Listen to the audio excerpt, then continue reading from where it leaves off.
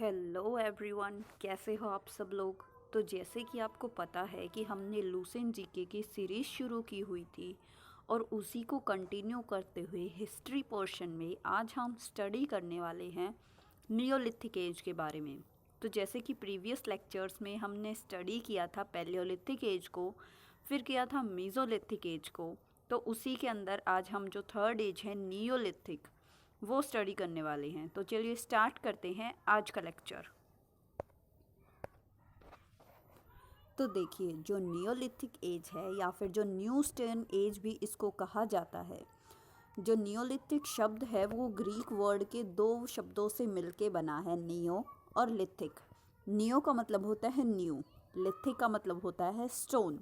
तो इस एज को न्यू स्टोन एज भी कहा जाता है, क्योंकि इससे पहले कौन सी आई थी? पैलियोलिथिक, पुरानी stone age, Mesolithic, middle stone age, and now is Neolithic, that is new stone as.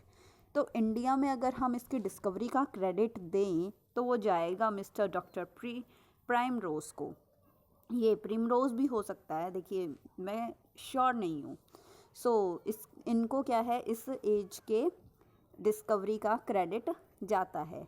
अगर इन्होंने बात करें डिस्कवरी की, तो इन्होंने क्या किया था, इन्होंने बहुत सारे नियोलिथिक इम्प्लीमेंट्स खोजे थे, जिसमें से कुछ स्टोन नाइफ्स थे, यानी कि पत्थर के एक तरीके के चाकू से थे जो कि बहुत पॉइंटेड थे, और कुछ इन्होंने एरोहेड्स खोजा था। एरोहेड्स यानी कि तीर जैसे जो इम्प्लीमेंट्स थे, कब यूज़ किए जाते थे? नियोलिथिक एज में। ये इन्होंने खोजे थे कहाँ से? लिंगासुर नाम की जगह पे से इन्होंने खोजे थे, जो कि कर्नाटका में है, और 1842 में इन्होंने ये डिस्कवरी की थी। इसीलिए जो डिस्कवरी नियोलिथिक एज की डिस्कवरी की बात करें तो ये इन्हीं को जाता है। फिर 1860 की अगर हम बात करें, इसके बाद एक व्यक्ति थे जिनका नाम था HP ली मैस्यूरियर। इन्होंने क्या किया था, इन्होंने जो टोन रिवर वैली है ना, कहाँ पे? इलाहाबाद डिस्ट्रिक्ट में, वहाँ से भी इन्होंने कुछ नियोलिथिक इम्प्लीमेंट्स खोजे थे। फिर अगर हम बात करें फेमस आर्कियोलॉजिस्ट वी गोल्डन चिल्डे की, तो इन्होंने क्या किया था, इन्होंने एक बुक लिखी थी जिसका नाम था मैन मेक्स हिमसेल्फ, यानी कि मनुष्य क्या है, खुद को बनाता है, किस तरीके से अच्छे अच्छे काम करके, नई नई रिवॉल्यूशंस करके, कुछ एक्सपेरिमेंट्स करके और नई नई चीज़ें खोज के। तो ये बेसिकली इनकी किताब का नाम था। और ऐसा इन्होंने क्यों किया? क्योंकि इन्होंने क्या है, एक्सप्लेन किया है कि भाई जो नियोलिथिक पर्सन था ना, उन्होंने किस तरीके से अलग अलग चीज़ों की खोज की थी, अलग अलग चीज़ें बनाई थी, और जिससे क्या है, जो आज का मॉडर्न ह्यूमन है, हम उसे एक तरीके से जो नियोलिथिक पर्सन्स थे उनको कह सकते हैं कि भाई इन्होंने ही नींव डाली थी। तो ये जो रिवॉल्यूशन लेके आए थे, ये कौन लेके आए थे? ये लेके आए थे नियोलिथिक पीपल।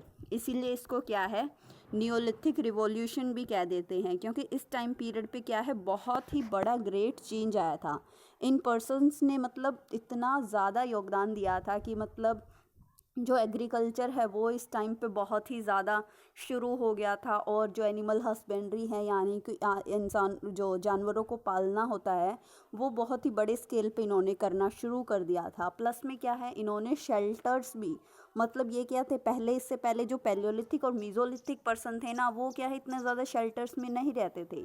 उनका खुद का क्या था, शेल्टर नहीं थे, घर वगैरह सेटलमेंट्स जो होती हैं, वो बसाव जो कहते हैं हम, वो नहीं था। लेकिन जो नियोलिथिक पर्सन्स हैं थे, वो क्या था, उन्होंने सेटलमेंट्स बनाने, घर बनाने शुरू कर दिए थे। इसीलिए हम इसको टर्म करते हैं नियोलिथिक रिवॉल्यूशन। फिर अगर हम ह्यूमन लाइफ की बात करें कि भाई जो नियोलिथिक पीपल थे उनकी ह्यूमन लाइफ कैसी थी, तो वो बहुत ही ज़्यादा ग्रेट थी। इसमें जो अगर हम दो चीफ कैरेक्टरिस्टिक्स की बात करें, सॉरी तीन, तो उसमें सबसे ज़्यादा थी क्रॉप कल्टीवेशन, यानी कि एग्रीकल्चर जो है ना वो शुरू हो गया था। इन्होंने क्या था, अलग अलग फसलें उगाना शुरू कर दी थी। सेकंड है एनिमल हस्बेंड्री, यानी कि जो जानवरों का पालना पोसना होता है ना, प्लस उनसे क्या है, मटेरियल्स लेना, जैसे कि दूध मिल गया, अंडे मिल गए, मीट मिल गया, ये इन्होंने क्या है, करना शुरू कर दिया था। And the third most important is fixed aboard. Aboard होता है घर, यानी कि इन्होंने क्या है, घर बनाना शुरू कर दिया था। और ये क्या है, इन्होंने फिर जंगलों में घूमना, यहाँ वहाँ घूम के इकट्ठा करना, फल फ्रूट, ये सब कुछ बंद कर दिया था। तो अगर हम मेजर इम्पॉर्टेंट साइट्स की बात करें तो वो सबसे बड़ी है मेहरगढ़। देखिए मेहरगढ़ क्या है, आज के बलूचिस्तान प्रोविंस जो कि पाकिस्तान में है वहाँ पे सिचुएटेड है। और ऐसा माना जाता है कि ये जो इंडियन सब कॉन्टिनेंट में ना अर्लीस्ट सबसे पहले विलेज वाली साइट है जहाँ पे जो नियोलिथिक पर्सन्स ने रहना शुरू कर दिया था, जहाँ पे इन्होंने क्या है अपनी सेटलमेंट बनाई थी। फिर बात करें अगर हम एग्रीकल्चर की, तो एग्रीकल्चर क्या था, इस टाइम का बहुत ही बड़ी इंपॉर्टेंट डिस्कवरी थी। इस टाइम पे इन्होंने क्या किया था, एग्रीकल्चर करना शुरू कर दिया था, अलग अलग फसलें उगाने लगे थे और उगाने से फिर वो क्या है उसी को ही कंज्यूम करते थे, यानी कि फसलें उगाई, गेहूँ उगा लिया, बारले उगा लिया, फिर उसके बाद उनको क्या करते थे वही खाते थे और उनको क्या है जो एक्स्ट्रा बच जाता था उसको पूरे साल के लिए स्टोर करके रखते थे। फिर इसमें एक कंट्रोवर्सी भी है कि भाई सबसे पहले जो कल्टीवेशन है वो शुरू कहाँ से हुई थी, एग्जैक्ट प्लेस। तो ये क्या है, एक मैटर ऑफ कंट्रोवर्सी है, यानी कि एग्जैक्ट तो नहीं पता, लेकिन फिर भी ऐसा कहा जाता है कि अगर सेटलमेंट मेहरगढ़ में शुरू हुई थी तो एग्रीकल्चर भी तो मेहरगढ़ में ही हुआ होगा ना, तो ऐसा माना जाता है। फिर जो ओल्डेस्ट एविडेंस मिले हैं वो क्या है, बोलन डिस्ट्रिक्ट से मिले हैं बलूचिस्तान में, वहीं मेहरगढ़ वाली साइड से ही, उसी के आसपास से ही। और जो मेन कल्टीवेटेड क्रॉप थी इस टाइम की वो थी वीट, यानी कि गेहूँ, बारले मतलब जो पैडी, गेहूँ, मिलेट्स होता है मोटा अनाज जैसे कि बाजरा वगैरह। तो और क्या है, कुछ टाइप की वेजिटेबल्स भी थी। फिर एक जो मेन इम्पॉर्टेंट जो डाउट होता है मोस्टली पीपल का, वो मैं क्लियर कर दूँ कि जो मतलब अभी आप देख रहे हैं कि एग्रीकल्चर होता था इस टाइम पे, लेकिन एक मोस्ट इम्पॉर्टेंट चीज़ ये भी है कि एग्रीकल्चर तो होता था, प्लस में उनके पास जो बीज था ना वो इतना अच्छा क्वालिटी का नहीं था। अब अगर हम बात करें कि जो एग्रीकल्चर होता है उसमें क्या मेन इम्पॉर्टेंट वो होता है कि जो हम कुछ भी उगाते हैं तो उससे हमें जो यील्ड मिलती है, जो प्रोडक्शन मिलती है वो क्या है बहुत ही ज़्यादा मिलती है। लेकिन इस टाइम पे क्या था, प्रोडक्शन लोगों को ज़्यादा नहीं मिलती थी। तो ये भी क्वेश्चंस मेरे को बहुत बार पूछते हैं लोग। और अगर जो ओल्डेस्ट एविडेंस की बात करें तो वो हमें सिर्फ वीट और बार्ली के मिले थे, कहाँ से, मेहरगढ़ से ही मिले थे। और जो ओल्डेस्ट एविडेंसेस किसके, पैडी कल्टीवेशन के हमें मिले थे कोहलडी हवा से, जो कि कहाँ पे है, इलाहाबाद में है, यूपी के अंदर। तो इस साइड से हमें क्या मिले थे, पैडी के कल्टीवेशन के सोर्स एविडेंसेस हमें मिले थे।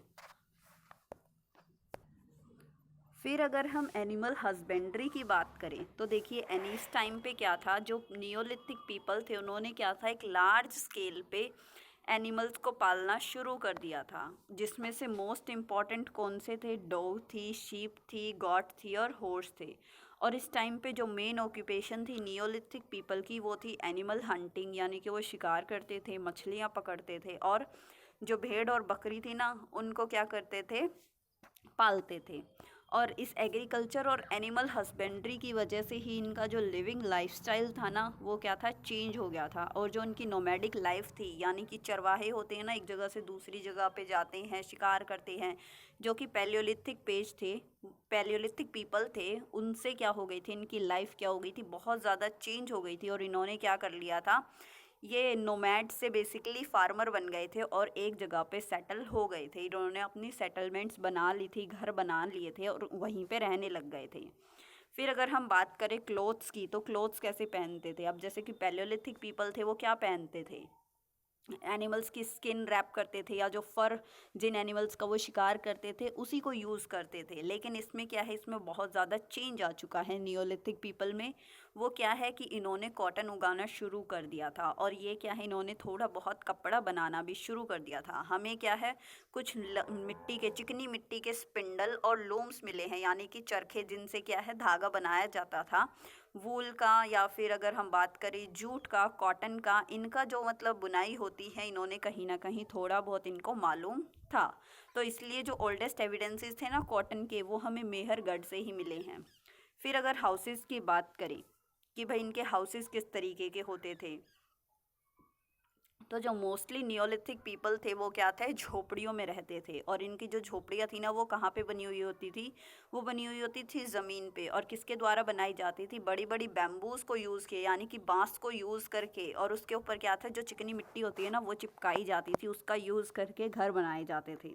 इसमें क्या है, एक्सेप्शंस हैं किसकी, कश्मीर वैली की, जो कि क्योंकि कश्मीर वैली जो पंजाब पाकिस्तान के इधर का इलाका है ना, वहाँ पे क्या था, अलग तरीके से घर बनाए जाते थे। कैसे कि वहाँ पे क्या है मतलब खड्डे से खोदे जाते थे ज़मीन में, मतलब पिट्स ड्वेल करके घर बनाए जाते थे, जो कि किस शेप के होते थे, या तो सर्कुलर या फिर ओवल, यानी कि ज़मीन खोद के वहाँ पे क्या है घर बनाए जाते थे। और क्या है अब नीचे उतरने के लिए जो स्टेयर्स थी ना, वो किस चीज़ की बनाई जाती थी, मिट्टी की बनाई जाती थी। जैसे कि आपने बहुत बार कुएं होते हैं ना, उनमें भी आपने देखा होगा कि कुओं में पानी भरने के लिए नीचे क्या है स्टेयर्स बनाई जाती थी। तो इसी तरीके से क्या था, जो कश्मीर और जो पंजाब प्रोविंस है ना पाकिस्तान का, वहाँ पे क्या है इस तरीके से पिट्स वाले घर बनाए जाते थे, यानी कि खड्डे वाले। और क्या था, और भी बहुत सारी चीज़ें थी, जैसे कि छोटे छोटे होल्स बनाए जाते थे अलग अलग चीज़ों के लिए। ठीक है। और जिससे क्या था, और वो जो पोस्ट थे यानी कि जो छेद थे उनको वो क्या कर देते थे, कवर कर देते थे किस चीज़ से, उससे स्ट्रो से, यानी कि घास फूस से क्या थे उसको कवर कर देते थे, ताकि उनको क्या है दिक्कत ना हो किस चीज़ में, कि भाई वहाँ से हवा ना आए, वहाँ से तेज़ धूप ना आए, या फिर क्या है बारिश ना आए। ठीक है। फिर जो इसके एविडेंसेस मिले हैं किसके, पिट ड्वेलिंग होम्स के, यानी कि ज़मीन के नीचे खोद के घर बनाने के, वो मिले हैं बुर्जा होम से, गुफकरल से और कश्मीर से। और मिले हैं सारेखोला से, जो कि पंजाब प्रोविंस का ही पार्ट है। फिर अगर हम पॉटरी की बात करें, देखिए पोटरी क्या होती है, पोट्री यानी कि इस टाइम पे क्या है मिट्टी के बर्तन वगैरह भी बनाने शुरू कर दिए थे। अब जैसे कि अगर हम आज देखते हैं फ्लावर पॉट्स होते हैं, तो इसी तरीके से क्या है पहले पॉट्स बनाए जाते थे मिट्टी के, जिससे क्या होता था, जिसमें अलग अलग कामों के लिए इस्तेमाल करते थे जिनको, जिसमें वाइन स्टोर करते थे या फिर क्या है ग्रेन स्टोर करके रखते थे। तो इसके भी क्या है एविडेंसेस बहुत सारे मिले हैं। और ये जो इन्वेंशन था ना, ये मतलब बहुत ही बड़ा टेक्नोलॉजिकल एडवांसमेंट माना जाता है। और ये बनाया कब था, मतलब किस चीज़ पे बनाए जाते हैं, तो ये पोटर्स व्हील, जो मतलब वो जो गोल गोल होता है ना व्हील सा, पहिया सा, उसका इन्वेंशन किया गया था। कब किया गया था, 4000 बीसी में नियोलिथिक मैन के द्वारा ही किया गया था। और इसी व्हील के कारण क्या है पॉसिबल हो पाया था इतनी सारी चीज़ें, मतलब क्या है जो पेंटिंग वगैरह है, फिर वो तो बाद में हुई ना, कि मतलब जो पोट्री है उसके ऊपर क्या आजकल तो बहुत सारे डिज़ाइंस और पेंटिंग्स में मिलती है, लेकिन पहले के टाइम में क्या था, जो पेंटिंग थे उनको बाद में किया गया था। ठीक है। फिर ब्यूरियल प्रोसेस की बात करें कि भाई जो आदमियों को दफनाया कैसे जाता था, डेड पर्सन्स को, तो इसमें क्या था, दो टाइप की ब्यूरियल प्रोसेस थी। इस एक है कंप्लीट ब्यूरियल प्रोसेस और एक है पार्शियल ब्यूरियल प्रोसेस।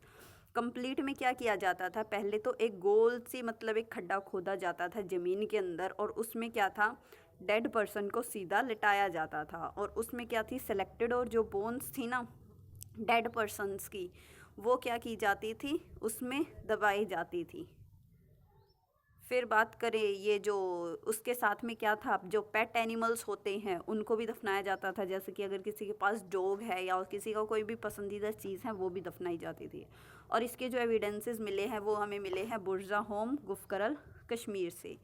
और ये मतलब जो गोट वगैरह का है ये सब मतलब आप देख सकते हैं कि मेहरगढ़ से हमें इसके एविडेंसेस मिले हैं। मतलब ये तो हमें मीज़ोलिथिक में भी देखने को मिलता था ना बहुत बड़ी स्केल पे, कि भाई जो उनकी पसंदीदा चीज़ है वो भी साथ में दफनाई जाती थी। और मतलब ये जो एनिमल्स थे गोट या फिर डॉग, उनको क्या है जो डेड पर्सन्स थे उनके साथ में दफनाया जाता था, ताकि क्या है वो उनके साथ नेक्स्ट वर्ल्ड में जा सकें। फिर क्या है साउथ इंडिया की अगर हम बात करें तो इसमें भी यही सेम है दोनों। एक है कंप्लीट ब्यूरियल प्रोसेस और एक है पार्शियल ब्यूरिंग प्रोसेस। कंप्लीट में क्या किया जाता था कि जो फीमेल की या जो मेल की डेड पर्सन की जो फुल बॉडी होती थी उसको दफना दिया जाता था। लेकिन पार्शियल ब्यूरियल प्रोसेस में क्या होता था कि जो एनिमल सॉरी आई वो जो इंसानों की जो सेलेक्टेड, जो भी इंसान मर गया उसकी क्या है कुछ सेलेक्टेड बोन्स को और कुछ सेलेक्टेड पार्ट्स को ही दफनाया जाता था। और कुछ एक जो हमें एक्सेप्शंस मिले हैं कि भाई जो स्मॉल बेबीज़ होते हैं उनको कैसे दबाया जाता था, तो उनको किसी भी पोट में बंद करके, मतलब उनकी डेड बॉडी को पोट में प्लेस करके फिर दफनाया जाता था। तो ये तो क्या था ब्यूरियल प्रोसेस था। फिर अगर हम इम्प्लीमेंट्स की बात करें कि भाई उस टाइम पे जो टूल्स थे वो कैसे थे, तो ये तो क्या है कि भाई ये जो एज थी बहुत ही ज़्यादा एडवांस थी। तो इस टाइम के जो टूल्स भी हैं, हमने जो पैलियोलिथिक में मैंने आपको पिक्चर्स भी दिखाई थी कि भाई टूल्स थे वो किस तरीके के थे, तो आप देख सकते हैं। अभी मैं इस लेक्चर में भी दिखा दूंगी कि जो टूल्स थे वो क्या थे, बहुत ज़्यादा शार्प थे, एरो हेड्स थे, और क्या है मोस्टली पॉलिश्ड थे। तो जो इम्प्लीमेंट्स थे वो कैसे थे, स्टोन्स के बने हुए थे, बहुत ही अलग अलग स्टोन्स के बने हुए थे। जैसे कि पैलियोलिथिक में हमने देखा था ना, क्वार्ट्जाइट स्टोन यूज़ हुआ था, लेकिन इसमें क्या था, थोड़ा सा डिफरेंस था। और उसमें जो मेन इम्प्लीमेंट्स यूज़ किए गए थे, वो जो मतलब मेन जो टूल्स थे वो थे इनके कार्ट था, हैचर था, चिज़ल था, पेसल था और एरो हेड था। और भी अलग अलग मतलब जो पत्थर के जो टूल्स बने हुए थे वही थे। और ये जो मतलब लेवल था ना नियोलिथिक का, वो क्या था, बहुत ही ज़्यादा एडवांस था। उनको क्या था, इसमें हमें क्या है मतलब मेटल्स वगैरह, मेटलर्जी मतलब मेटल्स की उन्हें इतनी ज़्यादा नॉलेज नहीं थी। और ये जो कल्चर था ना सारा, इसको ऐसा माना जाता है कि भाई ये मेटल लेस कल्चर था।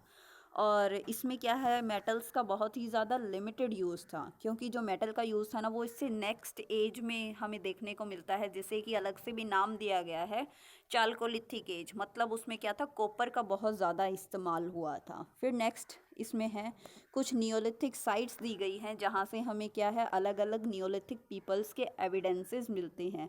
और कुछ क्या है इसमें मेजर जो एग्रीकल्चर के भी एविडेंसेस दिए गए हैं, अलग अलग एनिमल्स के बारे में भी बताया गया है कि कहाँ से हमें किस चीज़ के एविडेंस मिले हैं। तो सबसे पहले तो अगर हम बात करें तो मोस्ट इम्पॉर्टेंट तो अभी मैंने बताया भी था कि जो मेहरगढ़ है, कहाँ पे, बलूचिस्तान में, पाकिस्तान में है। तो यहाँ पे हमें क्या है, जो कि बोलन डिस्ट्रिक्ट में सिचुएटेड है, यहाँ से हमें सबसे अर्लीस्ट एविडेंसेस मिले हैं किसके, एग्रीकल्चर के। और एग्रीकल्चर में भी अगर हम बात करें तो सबसे ज़्यादा हमें मिले हैं वीट के और बार्ले के, यानी कि गेहूं और जौ के हमें एविडेंसेस सबसे ज़्यादा मिले हैं। यहाँ पे कुछ हमें एनिमल्स के भी एविडेंसेस मिले हैं, जैसे कि शीप हो गया, गोट हो गया। और जो हाउसेस है ना वो किस चीज़ के बने हुए थे, घर बेसिकली मिट्टी के, जो हाथों से ईंट बनाई गई थी, और उसके हमें एविडेंसेस मिले हैं। स्टोन ब्लेड इंडस्ट्री हम कह सकते थे कि भाई इंडस्ट्री मतलब एक छोटे स्केल पे यहाँ पे क्या है, बहुत ही ज़्यादा टूल्स बनाए जाते थे।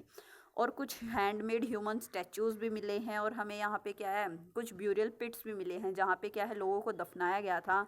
और उनके जो ग्रेव्स है वहाँ पे क्या है, अलग अलग तरीके के गुड्स भी मिले हैं जो उन्हीं के साथ में दफनाए गए थे।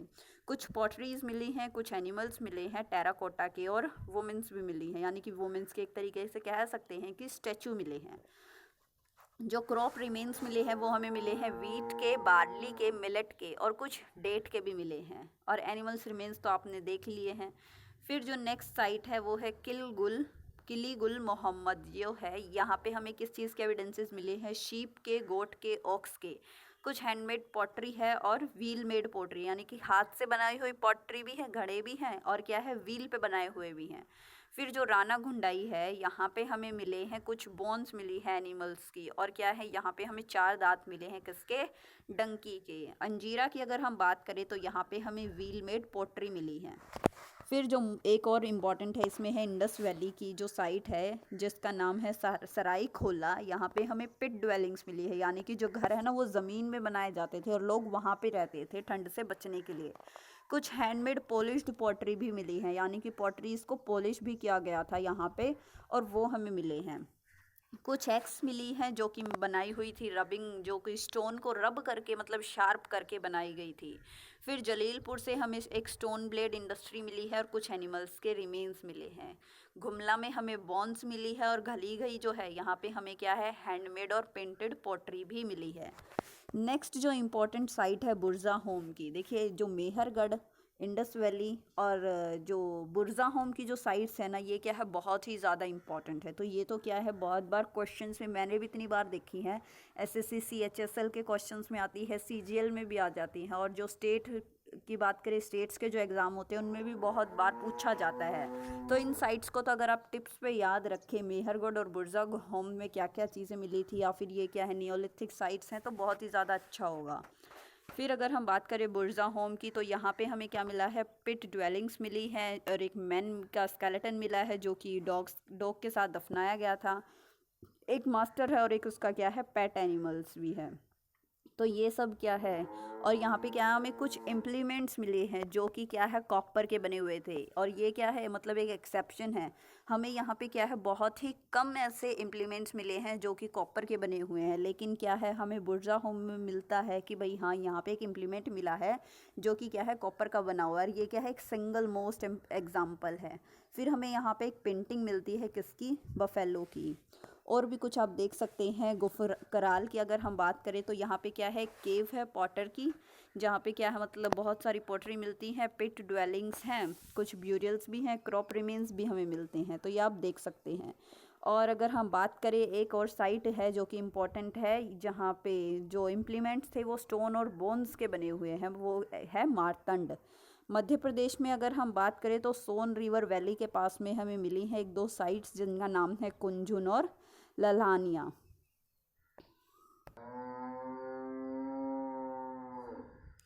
उत्तर प्रदेश की अगर हम बात करें तो यहाँ से हमें मिली हैं कुछ पैडी ग्रेन्स के एविडेंसेस मिले हैं। हस्क यानी कि जो तूड़ी होती है ना, उसके मिले हैं, कुछ स्ट्रॉ के मिले हैं। फिर हमें यहाँ पे अर्लीस्ट एविडेंसेस मिले हैं पैडी के। और क्या है, हमें कुछ छोटे छोटे पॉट्स भी मिले हैं, बोन्स मिली हैं, अलग अलग एनिमल्स के बारे में हमें पता चला है। और जो हट्स थी वो यहाँ पे सर्कुलर मैनर में बनाई गई हैं, किसकी, क्ले की। और यहाँ पे हमें कुछ जो एविडेंसेस मिले हैं वो आप देख ही सकते हैं, अलग अलग इम्प्लीमेंट्स हैं जो। फिर अगर हम बिहार की बात करें तो यहाँ पे जो चिरंड नाम की जो साइट है, वहाँ पे हमें क्या मिला है, पैडी के एविडेंसेस मिले हैं, यानी कि धान के।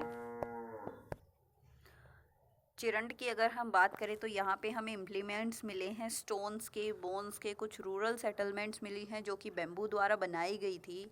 और भी हमें एक दो हट देखने को मिलती है, कहाँ पे, कुतुबपुर में। फिर ये जो एक दो साइट्स हैं ये आप देख सकते हैं। फिर अगर हम झारखंड की बात करें तो झारखंड में हमें जो बेरूदीही नाम की जो साइट है, वहाँ पे हमें क्या मिला है, इम्प्लीमेंट्स मिले हैं जो कि सेम पत्थर के बने हुए थे, कुछ हैंडमेड पॉटरी है। वेस्ट बंगाल की अगर हम बात करें, जो पांडु रजार नाम की जो साइट है, यहाँ पे क्या हमें क्या मिला है, कुछ स्टोन्स और बोन्स के रिमेन्स मिले हैं, कुछ पॉटरी रिमेन्स भी मिले हैं। फिर ओडिशा में जो है मयूरभंज नाम की जो साइट है, वहाँ पे हमें क्या मिला है, कुच्छल।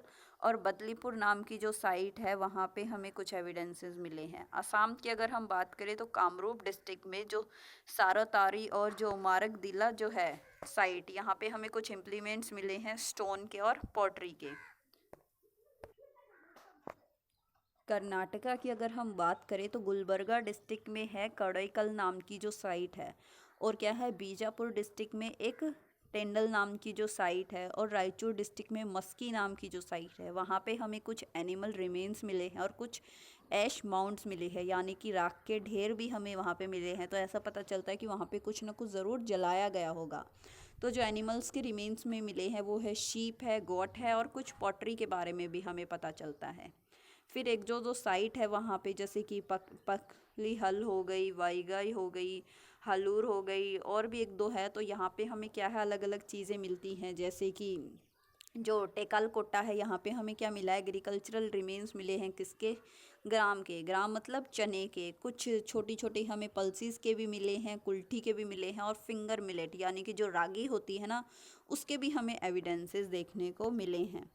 फिर तो यह मतलब जो नॉर्मल से हैं। फिर नेक्स्ट अगर हम बात करें किसकी, तमिलनाडु की, तो तमिलनाडु में जो नॉर्थ आर्कोट डिस्ट्रिक्ट है, वहाँ पे हमें पेयमपल्ली में हमें एग्रीकल्चरल रिमेन्स मिले हैं, ग्राम के, पल्सेस के, कुल्थी के, फिंगर मिलेट्स के। तो ये आप देख सकते हैं, और कुछ एनिमल्स रिमेन्स भी मिले हैं। तो आज के लेक्चर के लिए बस इतना ही। आई होप आपको सब कुछ समझ में आया होगा। अगर आपको कोई चीज़ समझ में ना आए या फिर आपको गलत लगे तो आप कमेंट कर सकते हैं। I am sure I will correct it. और आज के लेक्चर में अनवांटेड नॉइज़ के लिए I am so sorry. Next lecture इस तरीके से रिकॉर्ड नहीं होगा। सो इस लेक्चर के लिए एडजस्ट कर लीजिएगा। बाकी आई होप आपको सब कुछ समझ में आ जाए और आपको लेक्चर अच्छा लगा हो। और please do share and subscribe please. Friends, आप लोग बिल्कुल भी सब शेयर नहीं करते हो और सब्सक्राइब भी मतलब बहुत कम करते हो। सो प्लीज़ ज़्यादा से ज़्यादा शेयर करें ताकि जो चैनल है वो जल्दी ग्रो हो और मैं और भी जल्दी जल्दी वीडियोज़ लेके आऊँ। बाकी thank you and have a nice day.